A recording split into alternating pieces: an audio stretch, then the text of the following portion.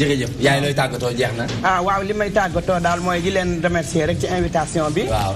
di lancer appel au nom de notre président le capitaine Mamadou Sarr. D'accord. Et de notre présidente de la commission féminine madame Adjaratou Nafti Koné Sow. di woo jullit yëpp. jërëjëf ñu ñëw teewee waxtaan bi. Inch'Allah ñu ci jëlee njëriñ. Inch'Allah. Merci beaucoup. On se donne rendez-vous lundi Inch'Allah. D'ici là portez-vous bien et passez un bon week-end. Toi-même tu sais.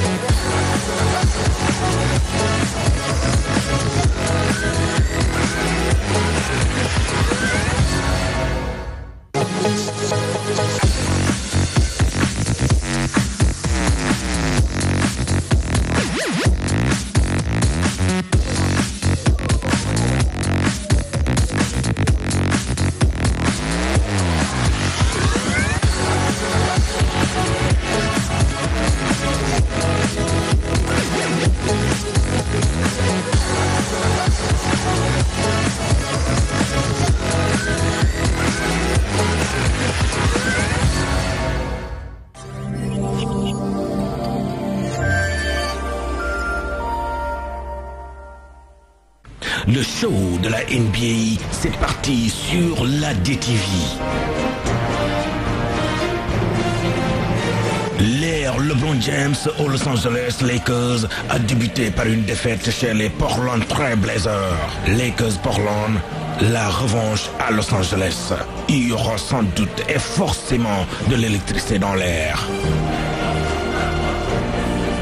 Lakers Portland à suivre en direct sur la DTV ce samedi à partir de 22h. Entre LeBron James et Lillard, c'est du dunk au dunk qui avait fait vibrer la salle des Blazers. Samedi soir à 22h, ça va se savoir entre Los Angeles Lakers et Portland Blazers en direct sur la DTV. La NBA, la magie du basketball sur la magie de la télé. DTV.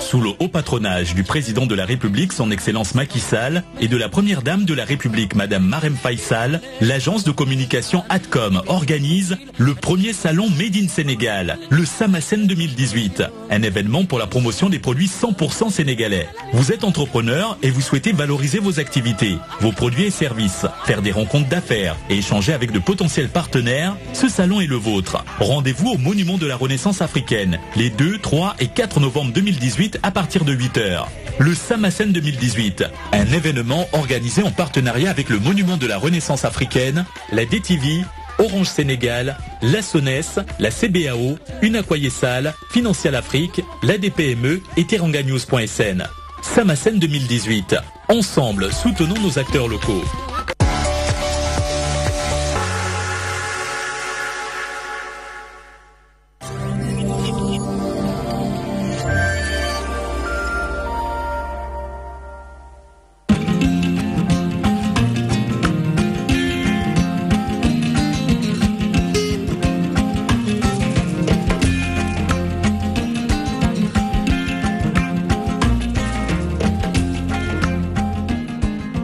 juróom-ñaari waxtu jot na fii ci immeuble Excaf Télécom yemoo ko xibaari marax yi li ci gën a fës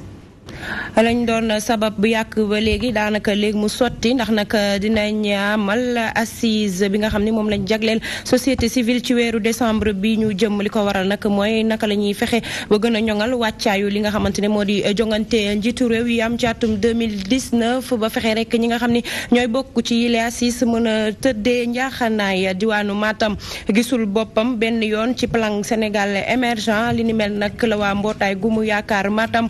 di ñaawlu ñi nga xam ni ñoo bokk ci mileeg mbootaay ne rek dinañ amal doxu ñaxtu ngir rek ñu fexe ba ñu mën a rek door liggéey yu jëm ci wàllu ISEPS ak yeneen jumtukaay li nga xamante ne si nag moo jëm ci fexe ba yokku kaaraange ñi nga xam ne ñoo di nappkat yi ci géej gi nappuk Sénégal di dugg nag ci jamonoy géolocalisation mu doon jéego bu nga xamante ne si ñuy yëngu ci wàllu wi ca Wakam ñu ngi koy rafetlu bu baax a baax ba tax na sax ñu ngi sàkku ngir rek ñu gën koo jëmmal ci nu mu gën a gaawee waaye nag bu lii lépp weesoo daañu wax itam ci li nga xamante ne si moo jëm ci wàllum tàggat yaram championnat national daanaka door na Casa Sport fësal ay bëgg-bëggam ak mbébétam bi le club nag xam le ni moom bëggul leen du rek toog ci bopp bi le classement ci njeexital yi le championnat mbokk yi lii mooy li gën a fës ci bopp xibaar yi yaakaar geeg faram fàcce gi nees tut lay doon.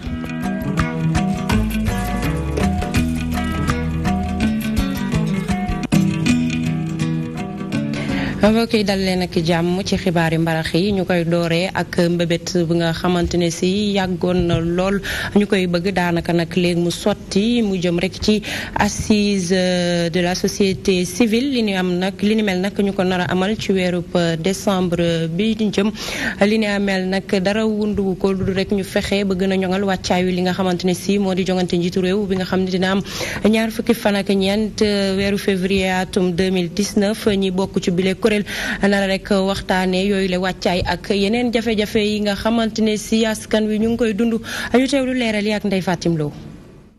lëlu Ndakaaru bi li ko tax a jóg mooy fesal jàngat gi nga xam ne société civile am na ko ci situation wu réew mi waaye tamit sottante xalaat ci lépp lu jëm ci wàllum organisation wu assise yu njëkk yu société civile nga xam ne fas yéene nañ ko amal décembre bi di ñëw. léegi dañu bëgg a waxtaan ak organisation yi nga xam ne ñoom ñoo fi teew tey pour que ñoom ci seen bopp ñu wax nan lañ gisee Sénégal nan lañ gisee Sénégal ci wàllu koom nan lañ ko gisee ci wàllu culture nan lañ ko gisee ci yeneen fan yi nga xam ne ñoom ñoo ëmb développement wu réew mi. organisation société civile yi aussi seet ana ban cadre de concertation ban cadre d'échange la ñuy mettre en place pour que ëllëg si biir waxtaan bi gën a yomb seen diggante mais aussi ñu mën a mobiliser souvent ay ressources pour mën leen a jàppale ci liggéey bi nga xam ne moom la ñuy def. réewum Sénégal moo ngi jëm ci élection présidentielle foofu nag société civile am na fa wàll gu am solo loolu lël bi nekk na tamit ab occasion ngir teg ci table bi liggéey bi nga xam ne société civile fas yéene na ko def ci élection yooyu léegi. société civile bi moom mës a doon former Sénégalais yi pour que ñu mën a xam nan la ñuy voté fan la ñuy voté ak moom mës a mobiliser Sénégalais yi aussi pour ñu seet nan la ñuy mobiliser nit ñi pour ñu dem ci joute électorale ñoom mës a former Sénégalais yi aussi jël seen alal dugal ko ci pour que effectivement citoyens sénégalais yi aussi mën a dem voter ci vote bu normal donc on a toujours participé dañ mës a participer ci transformation yi nga xam ne ñoom ñoo am ci vie politique u Sénégal donc niñ ko doon defee rek loolu lañ koy defee waat. ci kanamu débat yi jëm ci convention bi nga xam ne réewu Sénégal fas yéene na ko xaatim ak bu Turquie jëm ci wàllum pétrole beex gaz bi société civile moo ngi dalal xel yi dina def kéem kattanam ba ñu fesal bépp information waaye tamit bépp convention bi ñu fas yéene xaatim ñu def ko ni mu waree. dañu commencé wax affaire pétrole ak gaz affaire mine depuis ArcelorMittal société civile bi dafay wax ci mbir yooyu. principe bañ doon wéyal ba booba moom rek moom moo continuer wéy maanaam léegi na am transparence te convention yi balaa ñu koy signé nañ topp sart yi nga xam ne moom lañ bind ne noonu ngay topp pour convention bu ko defee précipitation du am incha allah. lu tollook 1 million gu organisation société civile dañuy dajale doomu réew mi regroupement yooyu nguur gi reconnaître ko wala déet ñoom leen tax a jóg mooy askan wi ba tax na assise nationale yi dina tax tey jii ba ñu gën a ñoŋal njëriñu organisation société civile yu Sénégal ci li jëm ci wéyal politique publique yi. jërëjëf Ndeye Fatim Lo réewum Sénégal dalal na ñetteelug ndaje jëm nag ci lépp luy waxtaan bàyyeekoo nag ci kër famille yi nga xam ne ñoo bàyyeekoo ci dëkk yeeg dëkkaat yi ñi nga xam ne nag ñoo amal li ni mel dikkaat nañ ci ana lan moo tax ñu taxawal yi lekk waxtaan ci biir yooyu lay waxtaan sax la ca gën a fës mooy naka la ñuy tàggatee ak naka la ñuy jubbantiwaatee tout tànk yi ci seen nekkin ak askan wi ñu teewlu reportage yu Daouda Thiandoum. réewum Sénégal dalal na ndaje ma maison familiale rurale yi ci àdduna wërngal këpp ay nag kilifa yu mag a mag jóge ci réew yu bare bare nag daal di cay teew maison familiale rurale yooyu nag seen bébét du dara lu dul tàggat na ndaw ñi ak jigéen ñi ci li nga xam ne rek moom moo di ay métier fexe ba ñuy am ci lu ñu téye. Cette rencontre internationale. bii leen ndaje international bu maison familiale rurale ci àdduna yépp nekk na lu am solo ndax day dooleel suñuy jëf ci wàllum lépp luy développement agriculture familiale ak lépp luy sukkali dëkk kaw yi. Les territoires ruraux. Les maisons familiales forment pour. maison familiale rurale yi dañuy tàggat ci benn métier ay waajur ak i kàngam teg ci nag di defar ndaw ñi ngir ñu am mucc bu rafet ci seen métier ngir ñu mën leen insérer ci société bi. De tous les jours sur son territoire. ndaje moomu nag daal dinay béglu lool ki nga xam ne mooy jëwriñ ji nu dénk mbirum càmm gi mu gis ne daal ñoom de ndekete jafe-jafe yi nga xam ne moom la ndaw yi jigéen ñi di jànkonteel ak mag ñi ñoom daal dinañ koy xam bu baax a baax te it ndaje moomu dina tax ay saafara daal di juddu ci jafe-jafe yooyu lee. renforçant en fait leur capacité. ñun dañ leen di dooleel ci seen i mën-mën dañ leen di jox ay diplômes yi nga xamante ne dina tax dinañ mën a liggéey ci ay usines yu mag a mag waaye tamit bu dee mënuñoo am liggéey ñun am nañu ay possibilités yi nga xamante ne dina tax ñu mën leen jox ay financement yi leen mën a dimbali ngir ñu mën a demal seen bopp. soit opérationnel. ndajeem maison familiale rurale yooyu nag daal dinañ dajale fédération yi ci àddina wërngal këpp ci maison familiale rurale lu toll ak ñaar fukk ak ñaar ci ay fédération daal di teew ak fukk ak juróom-ñeenti union nga xam ne nag ay partenaires lañu loole nag ñu daal di amal nag ay atelier tàggatu wante itam njàng comme njàngale yeetante weccante xalaat ak jëf yoo xamante ni loolu lépp nag day dëgëral seen mouvement d'organisation jëm ci programme formation initiale bi nga xam ne nag dañ koy jagleel ndaw ñi. jërëjëf Daouda Thiandoum lu jaar yoon la bu dee ni rek diwaanu ko Matam dafay sàkku ngir rek ñu jox ko gëddëm ci lu ñu dippee plan Sénégal émergent ñoom nag ñi nga xamante ne ñoo bokk ci mbootaay bi nga xam ni moom lañ dippee gu mu yaakaar Matam ñoom nag nee nañ gisuñu seen bopp benn yoon ci bi lekk li nga xam ni moom lañ tuddee PSE ba tax na sax ñoom ñu ngi yuuxu wàllu ne rek nañ fexe ba rek daal di fexe ba suqali seen diwaan boobee ci loolu sax na mën nañu amal benn doxu ñaxtu ngir rek sàkku ngir ñu daal di yeggali li nga xamante ne si moo di liggéey yañ doon amal ca ISEP waaye nag fexe ba defaral leen ay jumtukaay yu nga xamante ne si dinañ ca mën a gis seen bopp ñu teewlu ci ki nga xam ni moo yor seenu kàddu ki nga xamante ne moo di Chantal Badji moo ko tàttaan. dañoo gis ni Macky Sall bi mu jëlee nguur gi ba léegi dafa dëkk ci promettre Matam ba fi ñu toll nii Matam gisul loolu. ñun kat tey jii dañuy mën a wax ni sax ñu ngi jooy président bi fi jóge woon parce que bu dul woon kooku tey Matam kenn du ko def région. ñëpp gis nañu Matam ak dex gi ni ak la montée des crues ndox mi day yéeg. digue de protection bi Matam moom da koy laaj. beneen mbir mi mooy suñu ISEP bi kooku Matam yëpp waa Matam yëpp seen bakkan lañ ci teg kooku moom bu yeboo ñoom ñu xam loolu ñun buñ ci delluwul ginnaaw ñun duñ ci dellu ginnaaw. parce que tey jii boo seetee université yi région yu bëri ku nekk am nga sa université te ku nekk xam na ni aussi université des métiers li muy am njëriñ bi muy am ci dëkk. léegi nag loolu ñun dañ ci sonn dañ ci tay léegi nag Matam yëpp wax na ko su fekkee deful li ñu bëgg nii ñun loolu dinañ ko won comme ni sama mag bi waxee jour vote bi bu jotee su fekkee dafa ni moom am na fa 100% wala am na ñeneen ñi ko fa taxawal di ko gëmloo loo xam ne amul le 19 le 24. février dina en tout cas dina am surprise le 5 novembre incha allah dañuy def benn marche pacifique foofu ci Matam. jàngalekat yi nga xamante ne si ñoo bokk ci mbootaay bi ñu dippee syndicat autonome des enseignants du Sénégal ñoom nag weddi nañ ki nga xam ni moo di njiitu solde ci lu ñu ne rek dañ leen yokkal li nga xam ni moom lañ dippee ndàmpaay yi nga xam ni moom leen di jox jëm ci seen wàllum dëkkuwaay ñoom nag nee nañ li ni mel daanaka soppiwul dara ci seeni ay payoor bu ñu sukkandikoo ci ki nga xam ni moo di seen secrétaire général Sowru Sène ak ñi mu àndal di sàkku ngir rek ñu amal benn audit ci régime fiscal bi nga xamante ne si rek moo ñeel seeni ay payoor ñu teewlu ci Codé Ndiaye moo indi ñu ci ay leeral. gouvernement bu Sénégal respecté wul engagement yi nga xamante ne ni jëloon na ko ci wàllu indemnité de logement yi ñeewal enseignants yi mu di jàngalekat yi loolee ki ko xamle moom mooy Sowru Sène di njiitu SAEMS moom nag mu jàpp ni ab mbetteel la ñu am ci boobule ponk ñeewal seen revendication. ñëpp ñi dem salaire gis ni boo jëlee sa bulletin de salaire di nga gis 15000 boobu dugg na mais kenn amul 2000 francs de plus ci salaire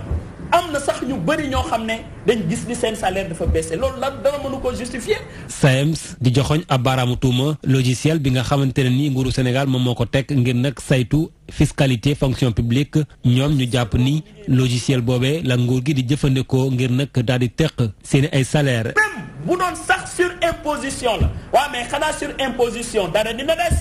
mais dara desul ci salaire loolu moo tax ñu ne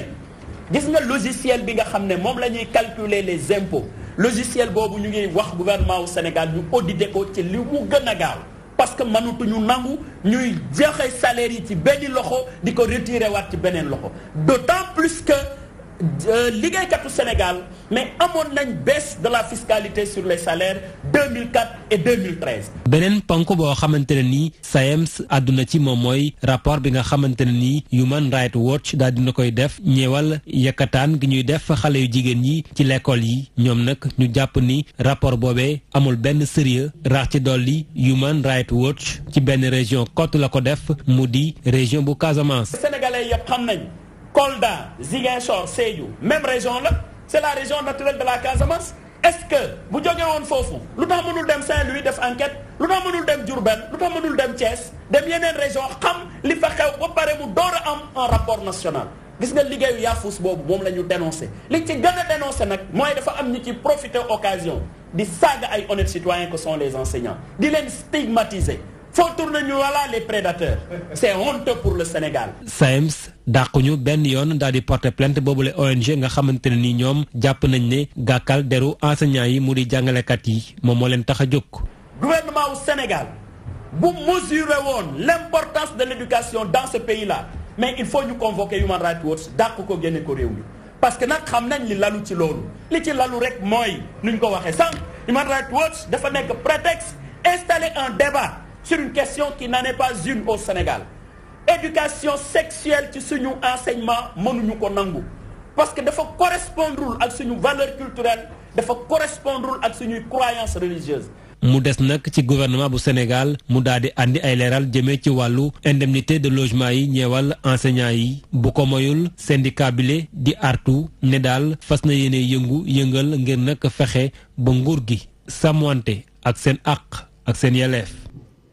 jërëjëf Codé Ndiaye laaj bi samp mooy ana naka la ñuy def ba gën a ñoŋal wala sax fësal produit yi nga xam ne ñoo bàyyeekoo fii ci réewum Sénégal li ni mel nag moo tax ba waa Samasen daal di jël yoon ngir rek fësal yooyu les produits ba tax na sax ñi nga xam ne ñoo di waay nak waa yeesal nam na ñoo taxaw temm ngir rek duggal ci seen loxo ba ñi nga xamante ne ñoo di producteurs yi mën cee gis seen bopp bu baax a baax ñu teewlu compte rendu yaa Jërë Ndiaye. ñol li ñuy defaree fii loole nag muy mbëbëtu Samasen salon bi li ko tax a jóg mooy fësal bépp produit boo xamante ni fii ci Sénégal la ñu ko defaree.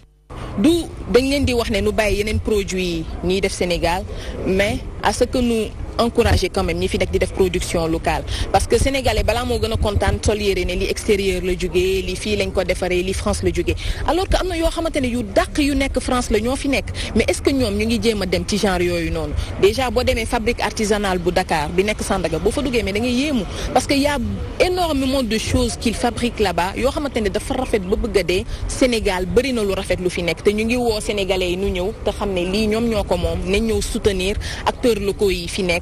te aussi nu ñëw jënd parce que lu nu jënd rek dañuy jàppale ñi fi nekk. Unacois Yeesal taxaw temmi nag ngir gunge bi projet nga xam ni li ko tax a jóg mooy jëfandikoo li ñuy liggéey. ñun autant am nañ ay membres yu importé donc production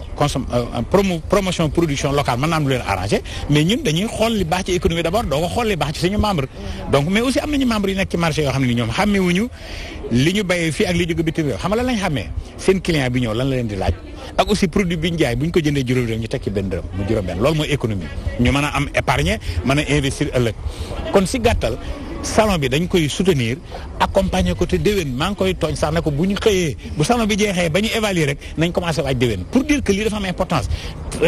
am nañ 30 ñu ñëw 30 stand prochaine fois dina egg 75. ki taxawal li nga xam ni moo di Samasen bi di ñaawlu nag ñàkk gunge bi nga xam ni kilifa étatique yi def nañ ko ci salon bi li gisoo leen fi ñëwunu parce que peut-être seen kenn si ñoom lim nu wax ça les intéresse pas mais peut-être bu leen intéressé wul lan moo leen war a mën a intéressé parce que ñoom ñun ñoo tax ñu nekk fi ñun ñoo leen fal ko ñoom dañoo war a déglu askan bi xam nit ñi lu ñu bëgg au contraire ñoom dañoo war a ñëw sax xool fii nu kontaan ci li sénégalais yi di def nu promouvoir ko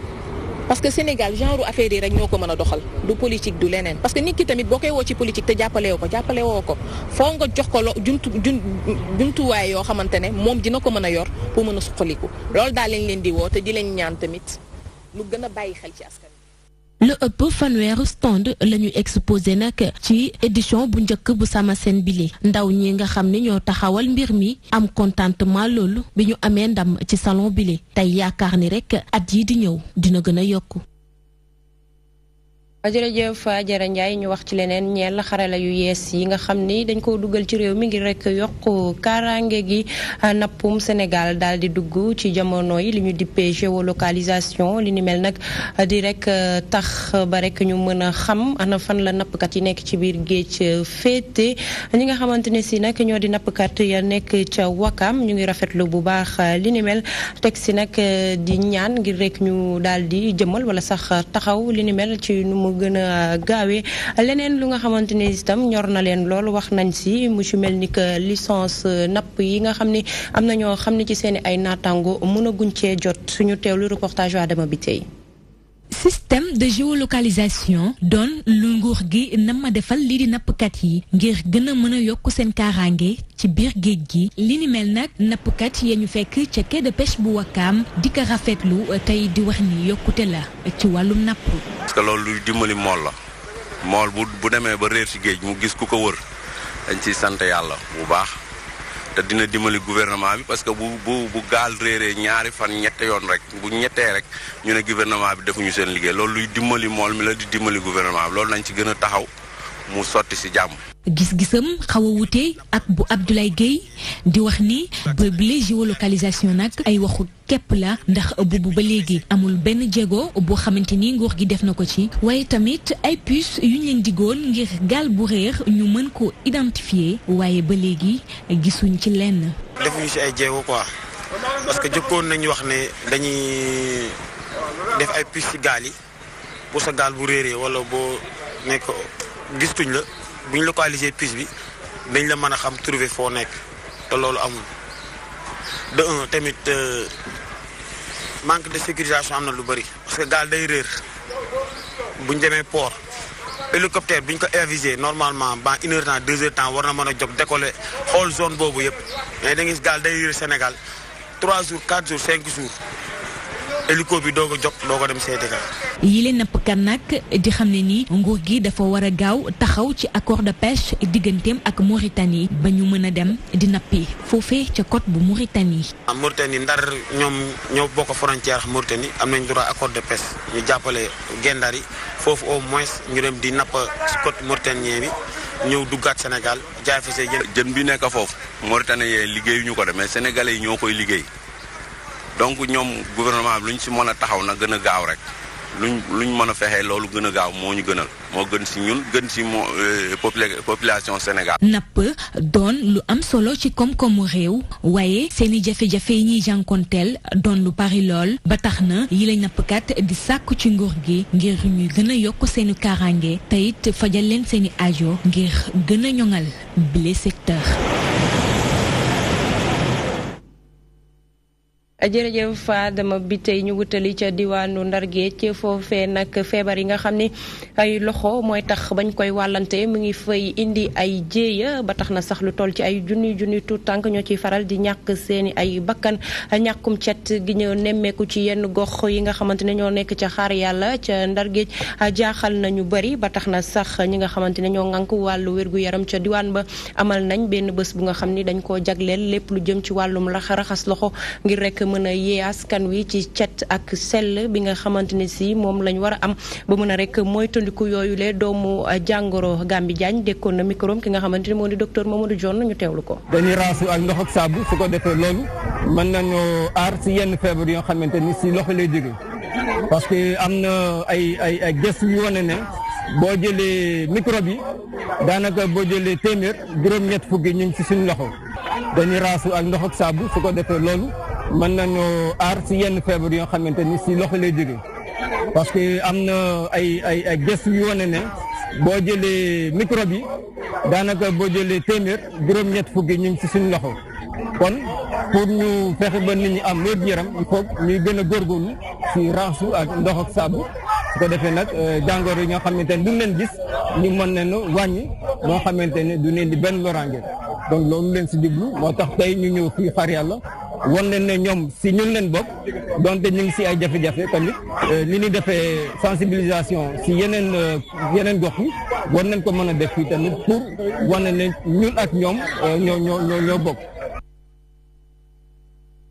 ñu wax ci wàllum tàggat yaram championnat football professionnel door na niki weekend bi ñi nga xamante ne nag ñoo di waa Casa Sport daal di fësal seeni ay mbébét wala sax seeni ay bëgg-bëgg ci yooyu lee jongante ñoom nag bëgguñu leen du rek daal di toog ci bopp bi lekk championnat ci ndorteel ba muy jeex ñu bëri ci ñi nga xamante ne si ñoo di ay joueur ci boobule club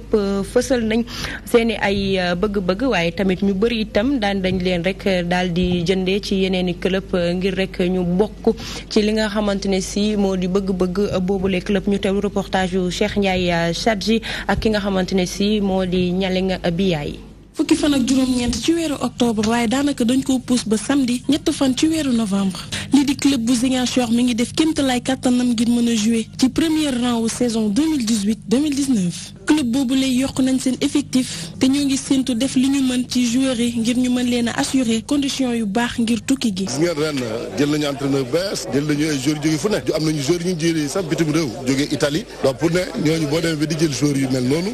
mais dafa laaj xaalis te mënoo bëgg a jël championnat Sénégal te amoo moyen wala utoo moyen moo tax ren daaw ñu ngi yoon lu mot juróomi million ak genn wàll weer bu nekk mais ren nañu dem ba lu mot fukki ak ñaari million weer bu nekk. am na bus tamit bi nga xam ne ñu ngi koy dox parce que bus bu ñu yoree baax na te maa ngi gërëm ñëpp ñi nga xam ne taxaw nañ jox ñu ay bus tey ñu ngi wutaat beneen bus bi nga xam ne war na gën a mën a ànd ak jamono bus bi. dëgër na baax na mais bis bi amul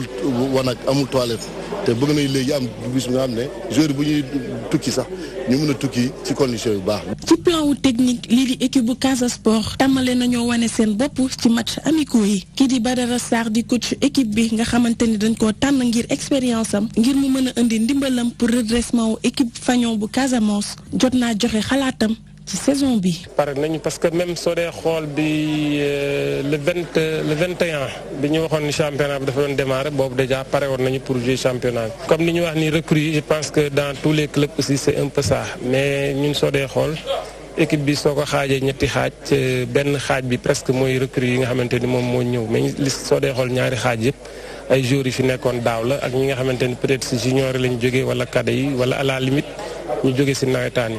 donc day wane ni que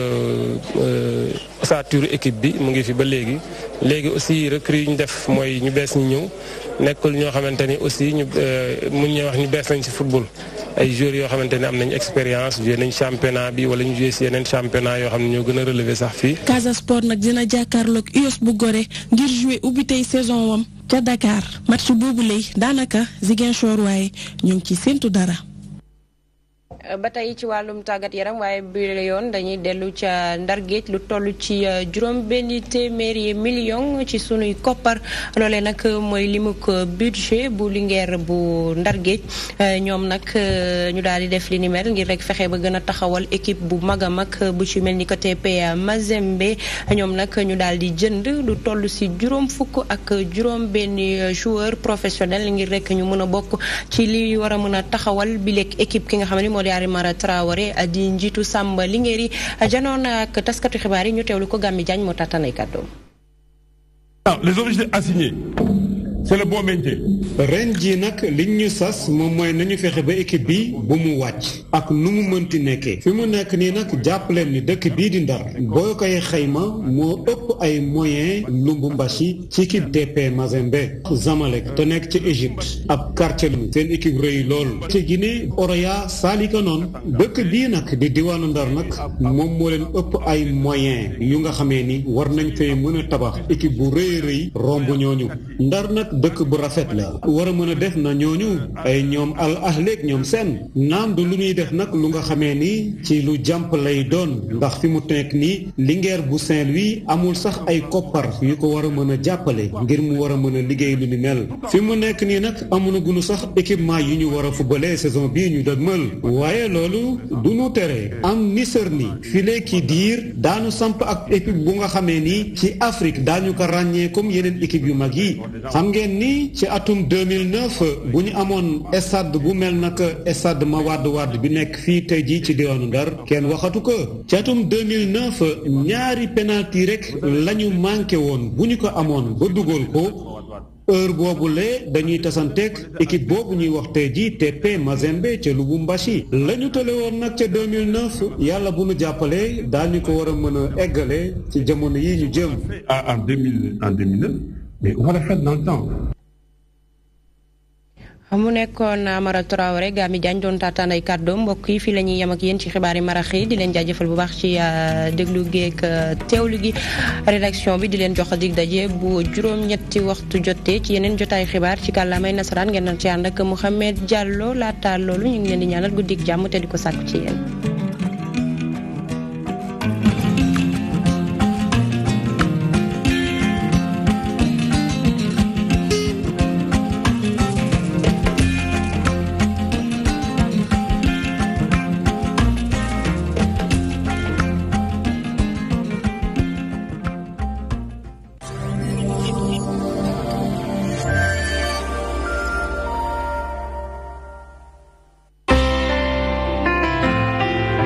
الرحمن الرحيم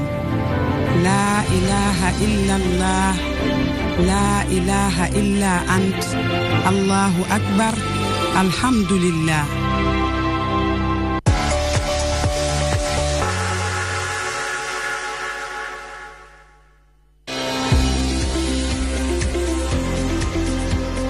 Cérémonie de lancement du site sportinter.tv. Sous le parrainage de M. Mamadou Diagne, président du CNOS, homme de l'année 2018. Avec comme invité d'honneur M. Matarba, ministre des Sports, M. Ousmane Tanordien, président du Haut Conseil des collectivités territoriales, M. Eliman Lam, opérateur économique, M. Racine Si, PDG King Fahd Palace, M. Mbaye Faye, DG CSTP, M. Mambo Diao, directeur des services fiscaux, des impôts et domaines, M. Ismaël Lolo, auteur-compositeur.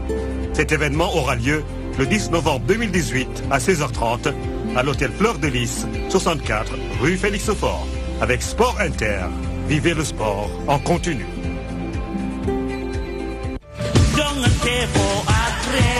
Amis sportifs, participez à la 4e édition du Marathon du Sénégal. 5 courses pour tous, 42 km, 21 km, 10 km, 5 km, 2 km pour les enfants le 25 novembre à Saly, sous le patronage de son Excellence Monsieur Macky Sall, président de la République du Sénégal. Le Marathon du Sénégal, c'est 5 courses dynamiques, sous le parrainage de Maître Oumariou, ministre directeur de cabinet du président de la République, le professeur Aïssatou Gladima, ministre des Mines et de la